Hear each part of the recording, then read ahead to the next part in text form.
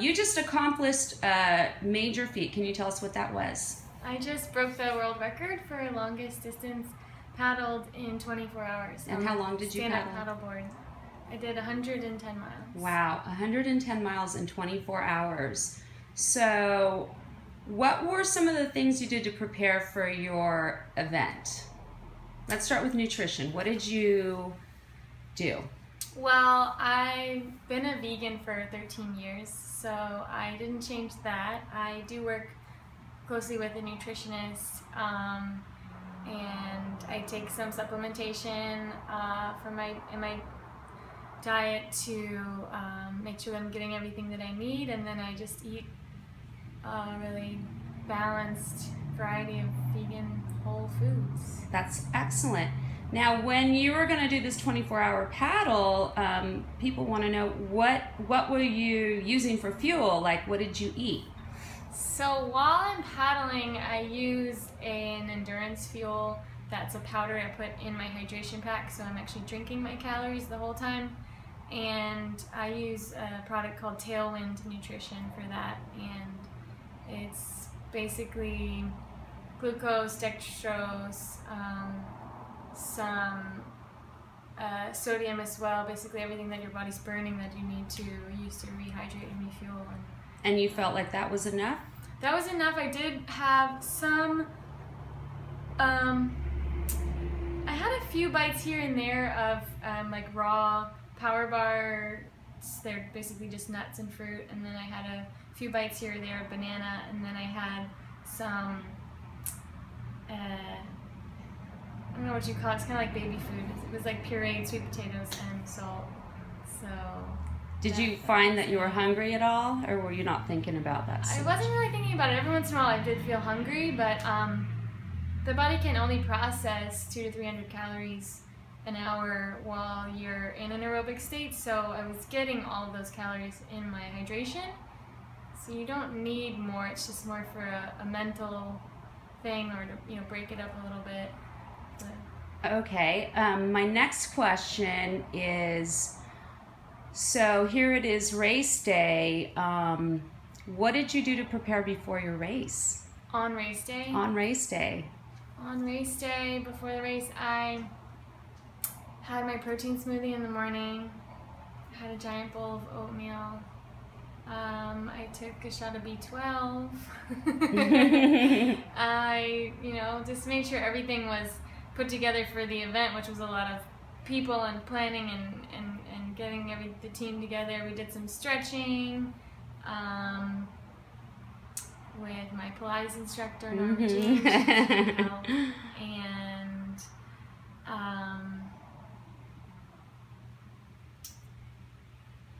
were you nervous?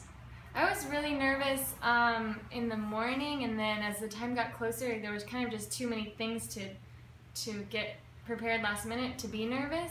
So it was kind of just whenever my mind was not preoccupied, I was nervous. You were nervous. So your first lap, how was your first lap? The first lap was great. I flew through it fast, strong.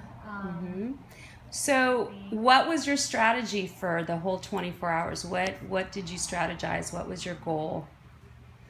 Well, my goal was to break 100 miles, and really, it was so funny. It was a moment at about 9 o'clock on Sunday morning, so this is almost 20 hours into it, when I was on the lap to break the women's world record. I was going to break it on that lap. When I finally accepted the fact that I was going to achieve my goal, because I was like, well, I'm on this lap now, I'm about to break this right now, and I still have 4 hours to go. So I finally accepted the fact that I'm really going to do this, and I think it wasn't so much doubt as just not wanting to have expectations of what I was going to be able to achieve, and just take whatever came, and be satisfied and be ecstatic with that. And so you had no expectations of yourself going into this. You were just allowing yourself.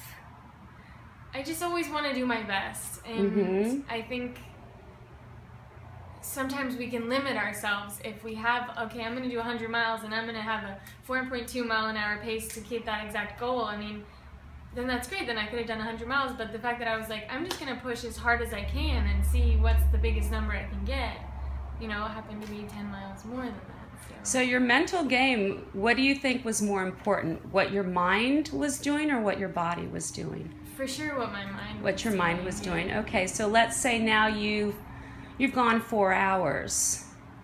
What is your mental game changing at any point? Are you like thinking, oh my gosh, I've only done 4, I got 20 more to go, or? Yeah, 24 hours is a long time. Yeah. So it's changing all the time for sure. Mm-hmm. There's the first 12 hours you're kind of building up to, oh my gosh, what am I doing? You know, and it's only been this long and I still have this far to go.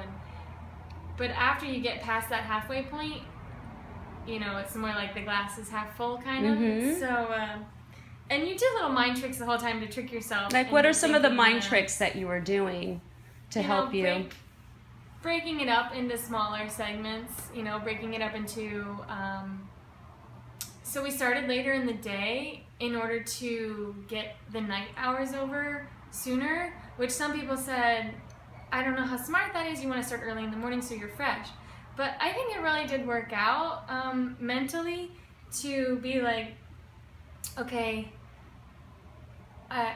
you know, it got dark and then I said, well, it's just 8 hours, which is a long time, but you know, you give me 24, I'm like, it's just 1/3. And so by the time it was daylight again, it was just another 8 hours. And so it kind of broke it up into nice little like thirds. Mm-hmm.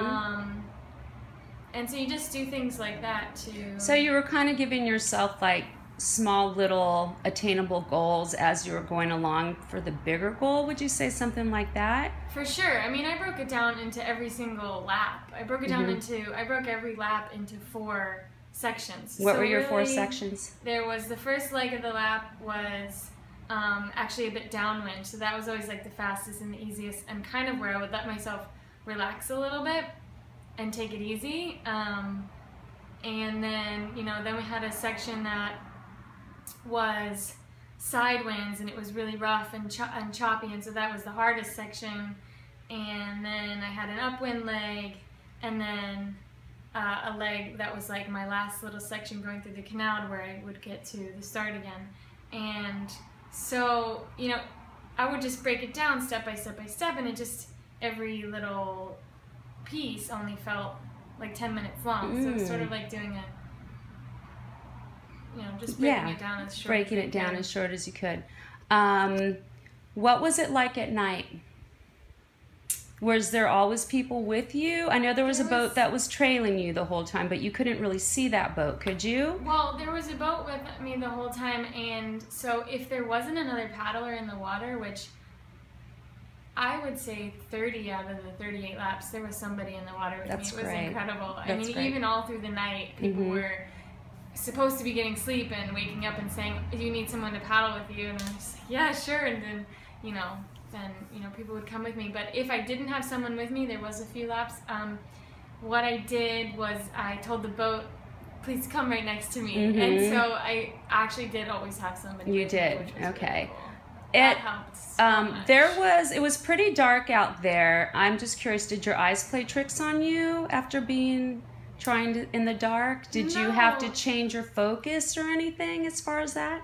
No, you know what, there was enough ambient light, and you know, we put glow sticks out, so I never really felt disoriented. I always knew, okay, there was one section where there was no lights and I wasn't really super close to the shore on one side or the other, but I picked out what light to head for on the other side of the shore, and so I just knew exactly where to. Okay, so that it being dark didn't really mess with you in any way. Were there points where you felt like just delirious, or where you were numb mentally? Like, was there times where you just completely checked out, or? Not really, and I think that's probably because I had somebody with me. You know, sort of keeping a reality check the whole time, having a conversation or singing songs, or the singing really helped. If I like was singing to myself, it helps perk me up. And sometimes, like, my dad was in the chase boat and he would sing to me, and that would really perk me up. And it was just, I think singing seems to really help with the paddling. Yes, and you were able to have conversations with people. You were never really Not out of breath. I'm not going 100%. I'm going like 75%. So that is a comfortable enough pace for me to actually, have a conversation. Okay. Where was the first place that you can remember you were experiencing pain? Well, pain's a pretty relative term, but I mean, I could feel it in the first few hours. I remember, I don't know, maybe 6 or 8 hours into it, somebody asking how are my feet, and he was like, you know, actually, they're kind of in a lot more pain than I would like, because I'm thinking if this just gets worse, my feet are going to be killing me by the end. But by the end, I don't remember my feet bothering me at all. So I remember my muscles being very tired, my body being very tired, definitely, you know, having to paddle a lot more on my right side because I was going around making left turns, you know, in a counterclockwise direction. But pain is something that I don't like to associate with when I'm paddling, because it's in your head. Yes, tell me what you told me out there about pain. How you deal with pain. So I think of it more in terms of pain. You have to identify it to feel it. You have to give it a thought to feel it. So if you're not thinking about it, there is no pain. If you're thinking, oh, my shoulders are really aching, yeah, your shoulders are really aching because you're telling yourself your shoulders are aching. But if you're giving a different thought in your head that's not your shoulders hurting, then your shoulders aren't hurting, because you have to identify that pain with a thought. And so I just didn't think about it. I just don't. I turn up the music and I start singing. What was the hardest part of it? When was the hardest part? The hardest part was kind of dealing with the wind the whole time. That was the biggest challenge anyways for me. And then I don't remember any really big crashes. I remember, you know, being up and down in terms of energy, in terms of my mood. Did you sleep? No, I didn't sleep. So how did you rest, or did you rest? I would sit down on the dock for a couple minutes while they were changing the GPS or the camera or getting some fresh hydration in my pack. But I think the longest break was like 5 minutes. Yeah, I think it was 5 minutes. So those were your rests, when you would come in and stop for a couple minutes. Somebody told me they didn't see me take my feet off the board the whole time. They're like, "Is that a rule?" I'm like, "No." Okay, well, what happened taking your What feet happened off the to board? your something funny happened to your board from standing in the same place for so long? What was that? Yeah, I got little divots on the deck pad on my board, so that where my feet were primarily the whole time in it. And I like to move my feet around a lot because I like to keep circulation. I like to stretch them out. Also, you can adjust where you're standing on the board based on if you're going upwind or downwind. But I just made these divots kind of like sandals that you've been wearing for a really long time. And so my feet had to kind of stay pretty much in the same spots. If you moved them other places, was it painful? It started to get painful, but then I said, like, towards the end, then I wasn't thinking about it. You weren't thinking about it. So, Which was the hardest hour? The hardest hour was... Or the hardest lap? About,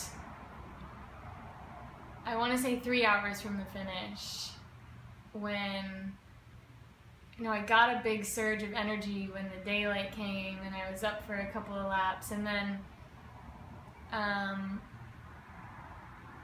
the last few laps were phenomenal because people started to come who hadn't been there all night, and they were fresh, and they started paddling with me. So I had, by the last lap, like, all these people in the water. It was so cool. But about 4 or 5 laps before that, I was just so tired. And really, I didn't want to show anybody how tired I was, because I was just so proud of everybody else for being there. And my biggest drive was really just to not let anybody down. And but there was a moment when I was out there with just my boyfriend, and I kind of was with the one person where I felt like I could just let it out a little bit. And you know, there were some moments where I was really tired and I was brought to tears. Did you ever entertain the thought of stopping? No. That's just not in your vocabulary, huh? No. I mean, of course it's in my head, like what if, but it was never the minute really it comes in, you just push it out. Yeah. It's like there's no way. You know, the minute it comes in, I just think of all the reasons why why that's not an option. Yeah. Was there some self-talk going in your head, like you can do this, you're strong enough? There was some self-talk even going out loud, and those were probably the laps where, like I said, it was just me and my boyfriend out there, and I just didn't really care. I was kind of coaching myself, and it wasn't that I wanted to stop, it was that my speed was getting so slow, and I wanted to keep that speed up because I saw the end and I saw the goal, and I was really, you know, I just what was your towards the end, what were you averaging speed wise? You know, I think I kept my average speed pretty steady, like almost the whole time. You did. It was above ridiculous. 5 in the beginning, and then all through the night it was between 4.5 and 5. And so there was a few laps where I was really pushing myself to stay above 4.5.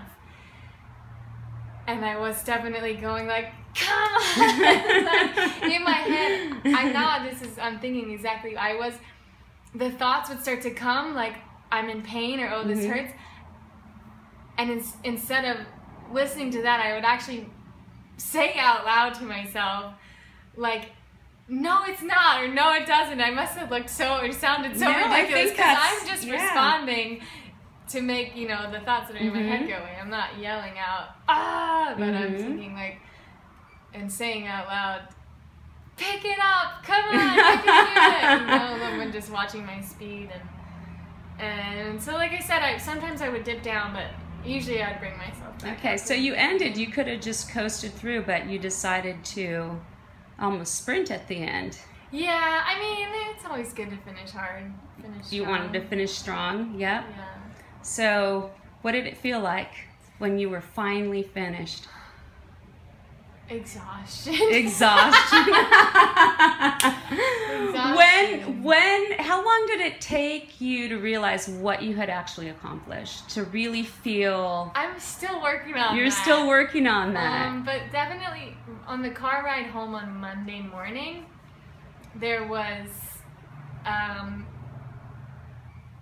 some moments where I was just overwhelmed with pride and you know, in myself and what I've actually done and accomplished, because I've been working on this for a year now, and so yeah, it feels really good. Good for you. I'm just really proud of you. And then just a couple more questions people are going to want to know. What did you have to do when you had to pee? I just peed and kept paddling. That wasn't even a thought, right? Something that wasn't very important. Yeah. When you were finished, and you got off the board, it was a little hard to walk because you're on land now, right? Your body's shutting down. What was the first thing you wanted to do? Oh, I wanted to lie down in the grass like a spread eagle. And just stretch everything out? I was thinking about that actually quite a few times during the night. Like, I just want to lie down in the grass and straighten my arms and straighten my legs, and yeah. What was your first meal after all that? Were you even hungry, really? I wasn't hungry, really, but they were trying to get me to eat some things. I had a protein shake, and then I had some Fig Newtons, and I just kind of munched on. And then dinner that night was just soup and salad. Did you sleep like a normal, what you normally sleep, or did you sleep a lot more excessively? Actually, I had trouble sleeping that night. But I slept in kind of like 4 or 5 hour chunks. And then the next night, I slept through the night, but still not a lot of hours. And then I want to say last night was the first like full night of sleep that I actually got. So. Do you feel rested yet? I'm getting there. It's been how many days now since the event? Today's Wednesday, and it finished on Sunday. Too, so it's been 3 days. Okay, so did you say you normally don't have expectations. Were you expecting your body to feel a certain way when it was over? Were you expecting to feel sore? I was expecting to feel like obliterated. And how did you actually feel? And I actually felt the last couple days stiff and, you know, a little sore. I felt a little shaky on Monday and a little sore yesterday and definitely been stiff, but not that bad. You know, I've been doing everything I can think of to kind of get some gentle stretching in to the chiropractor, and we did some gentle Pilates today, and it's all helping, I think, a lot. Are you planning to get on the paddleboard again anytime soon? Well, I've already paddled twice this week. Just short paddles, but yeah. And how'd those feel? They felt okay. Monday was real shaky. Today felt great. So, yeah. Good. All right, well, if I think of any more questions, I'm going to bug you again. But thank you, Seychelle, for sharing your experience. Thank you, Narjeen. Congratulations.